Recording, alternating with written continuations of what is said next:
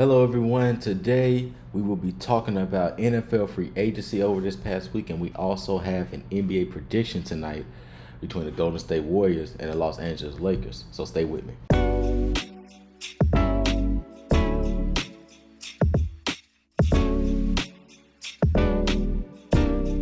Hello, everyone. Today we're going to be talking about NFL free agency and also a NBA prediction tonight, as stated in the intro.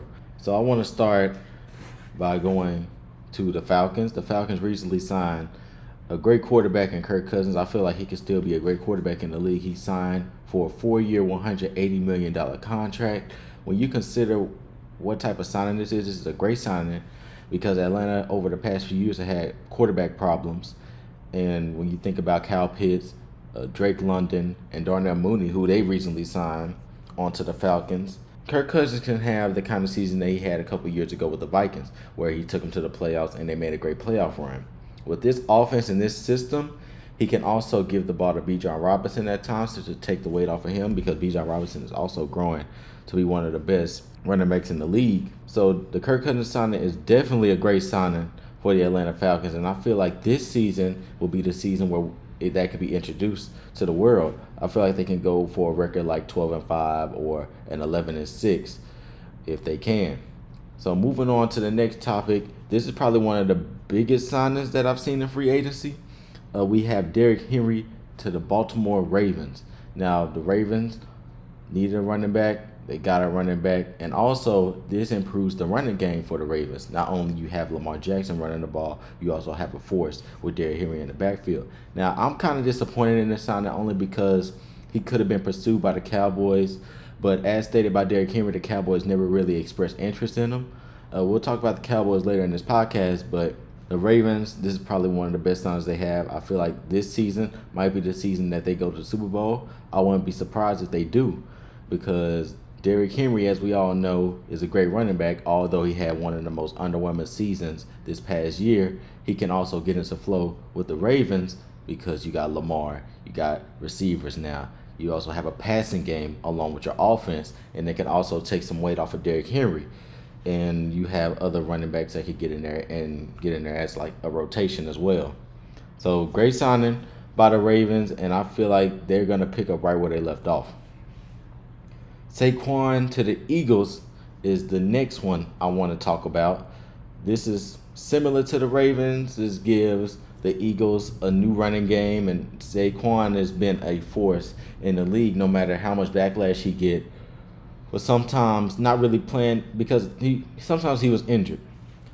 So Saquon to the Eagles is one of the best signings only because you got Jalen Hurts and also the passing game. Like I said, these two signings are very similar to each other because you have a passing game along with it and also a great defense. Saquon to the Eagles, I feel like the Eagles will now improve from what they had last season where they kind of fell off late season. They're going to pick up right where they left off. They're going to go into the playoffs, and I feel like they're going to go into the conference title and face an opponent like the 49ers because the Eagles have shifted into a new offense.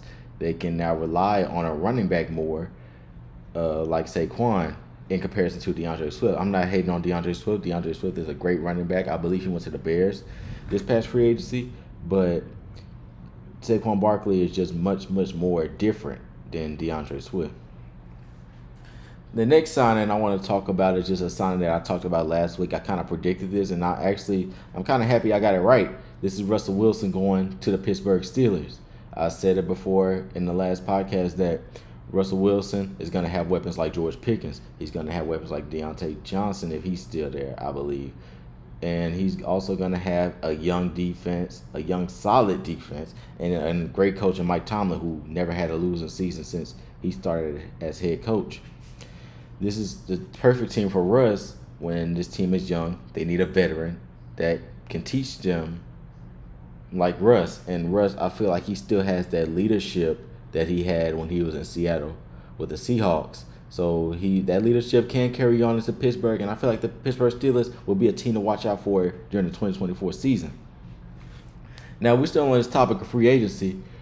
I want to talk about my favorite team, the Dallas Cowboys, who has made absolutely no moves during free agency. Jerry Jones has yet to make a free agent move. He only signed a linebacker in Eric Kendricks, but he's releasing more players than he's taking in.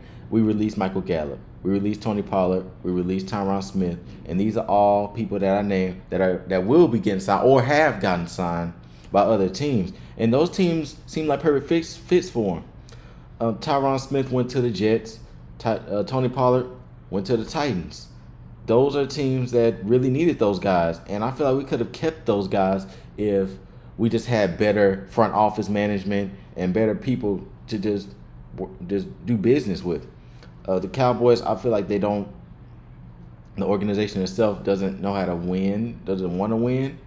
We have yet to sign somebody, and this is getting terrible because we had a chance, like I said, to sign Derrick Henry. We had a chance to sign Saquon Barkley. We had a chance to sign somebody like a defensive back. And we also have many opportunities to sign receivers that can support CeeDee Lamb. So there's a lot of things that the Cowboys need, and I feel like the Cowboys got to give themselves effort. But I don't like the quote that Jerry Jones recently said when he said there's 365 days in a year. We can sign somebody on any given day. Why not just sign them now? Now is the opportunity to get these guys while they're fresh in the offseason. You can get them. You get them in the flow with your team, and you can have a good season. But Jerry Jones have done this for a long time, and I'm not surprised. It's just that now it's tiring, and I feel like there's nothing I could do but watch and complain. So on to the next topic. Tonight, we got the Golden State Warriors and the Lakers of the NBA. And the Lakers are going into this game 9th in the West. Warriors are going in 10th in the West. And I think tonight the momentum will shift to the Golden State Warriors, only because I never really seen anything out of the Lakers where they are being consistent. I believe Curry's returning to the game tonight as well. He's going to be in a flow. I feel like he's going to flow well. He's going to shoot his shots, and he's going to make them. And also with that team that Golden State have, they're not understanding what kind of team they have. I've been saying this, I'm sounding like a broken record, but I say it all the time in this podcast. They are a great team, and they just changed a little bit and they adjusted. The Lakers, not so much. They don't have an established system. Darvin Ham does not know what he's doing half the time as head coach. Why do you have Anthony Davis at the 5 when he should be playing the 4? Anthony Davis can't guard the 5 defensively. We've seen that many times when he guarded guys like Nikola Jokic or Domantas Sabonis of the Sacramento Kings. He cannot guard the 5 defensively. He can produce offensively in both of those positions, but defensively, we should put him at the 4. I said we, like I'm a Lakers fan. He should be put at the 4, and you should get a 5 position to help out the Lakers. And also you need to let players on the Lakers get hot, because sometimes Darvin Ham loves to take those players out, and there's not really much organization within the Lakers. So tonight, I got the Golden State Warriors winning by probably less than 10, because the Lakers will make this a great game, a competitive game. So tonight, Golden State Warriors, lock it in. As we get to the end of this podcast, I would like to thank you guys for liking, subscribing, and actually watching the videos. We are on our 10th video. This is the 10th episode of Jordan Talks podcast, and I appreciate you guys so much. And with that being said, I hope you guys have a great rest of your week. And with that, I'm out.